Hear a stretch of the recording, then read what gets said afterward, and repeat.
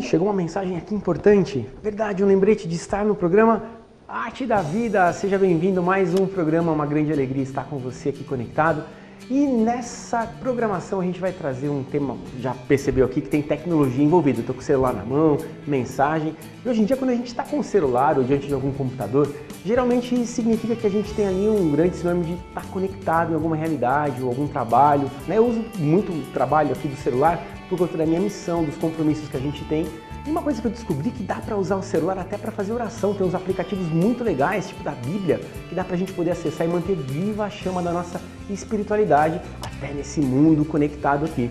E a igreja também, como mãe que é, sempre teve muito antenada nessa questão do avanço da tecnologia. Por exemplo, a web é, na verdade, um grande campo de missão, onde a gente tem que colocar ali o nosso testemunho. E aí, para poder completar um pouco esse tema, a gente vai trazer hoje aqui a palavra cyberteologia. Não sei se você conhece, é um termo novo, mas que é muito profundo no conteúdo e vai instigar a gente a ter uma visão nova a respeito desse cyberespaço. E, na verdade, será que Deus habita no cyberespaço? Confira.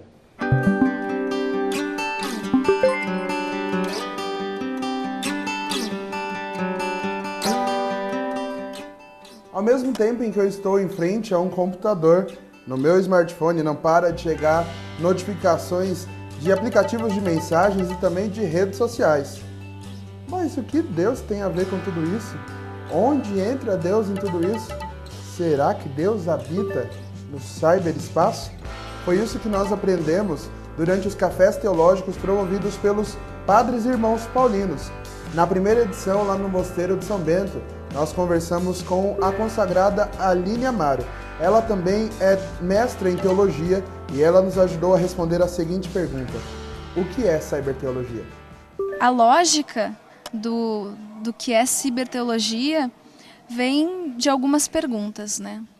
Nós percebemos que a rede, todo esse fenômeno, a revolução digital, ela mudou a forma como pensamos, como nos comunicamos, como interagimos, como nos relacionamos.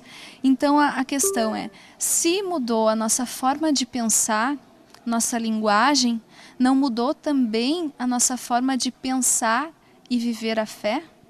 Então, se a teologia é entendida como a inteligência da fé, intellectus fidei, né, o pensar a fé, também não mudou a nossa forma de fazer teologia hoje? Então, a ciberteologia seria pensar a fé cristã nos tempos da rede. Esse é um conceito assim básico do que é ciberteologia. Então, qual é o objetivo? O objetivo não é estudar a comunicação que mudou, mas estudar a vida hipercomunicativa que nós temos hoje devido a essa revolução digital, a cultura digital. Então, a cibergraça é uma leitura como Deus pode agir hoje no meio de nós, no mundo de hoje, nesse novo mundo que a revolução digital nos proporcionou. Esse novo ser humano, né, um ser humano hipercomunicativo. Então, o objetivo é pensar a fé à luz da rede, da lógica e da dinâmica e dessa cultura digital, mas também pensar o que é isso no plano de Deus. O que é tudo isso? O que é a internet, né? A tecnologia? Pensar teologicamente essa realidade social, essa realidade humana que nós temos hoje. Então, o objetivo é viver bem, né? Viver bem e poder viver essa fé de uma forma viva, de uma forma intensa nos tempos da rede. E Deus pode habitar no cyberespaço? Deus pode habitar no ciberespaço. Porque se a gente entende que a rede não são os cabos, não são os fios, não são os aparelhos, mas são as pessoas, não existe rede se não existir pessoas, né? E se não existir duas ou mais pessoas. E o próprio Jesus falou que quando 2 ou mais estiverem reunidos em qualquer ambiente que for, seja ele físico ou digital, ele estará presente. E presente realmente, não virtualmente, potencialmente, com o seu avatar, né?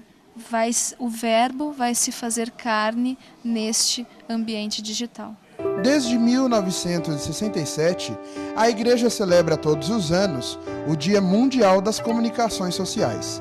Para cada ano, o Sumo Pontífice escreve uma mensagem exortando quanto à vivência da fé nestes espaços.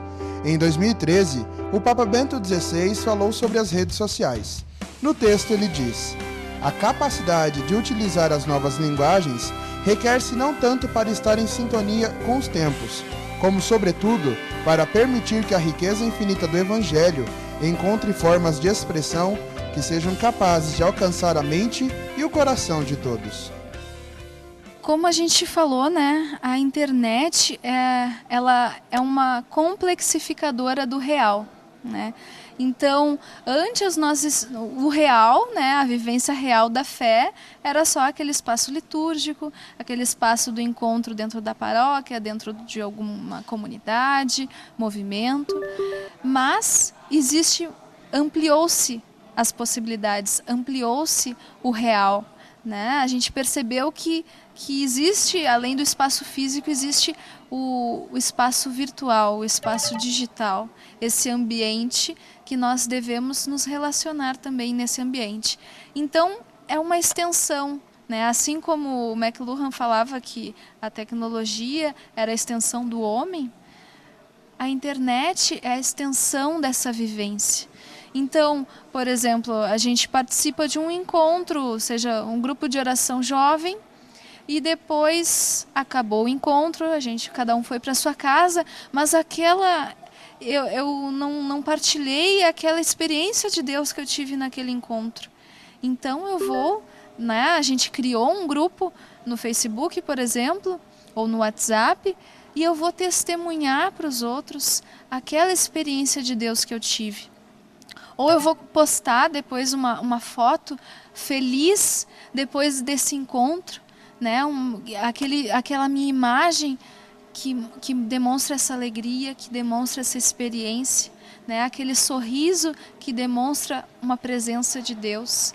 Então, eu me torno também essa imagem de Deus para os outros, através de uma foto, através de um vídeo, através do meu testemunho na rede. Eu acho que é dessa forma que nós precisamos, a partir da nossa vivência autêntica, da nossa experiência, transbordar na rede.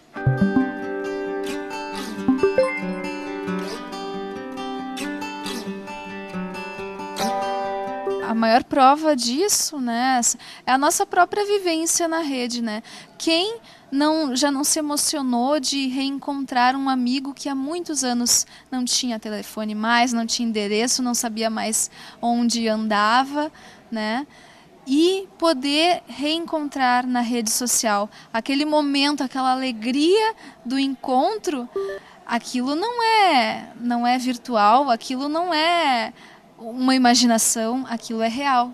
Então, isso mostra que vai além do que é visível, vai além do que é tangível e mensurável.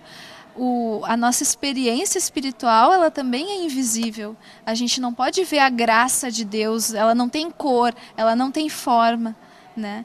Mas é real e acontece. E da mesma forma, as relações acontecem e são reais também na internet.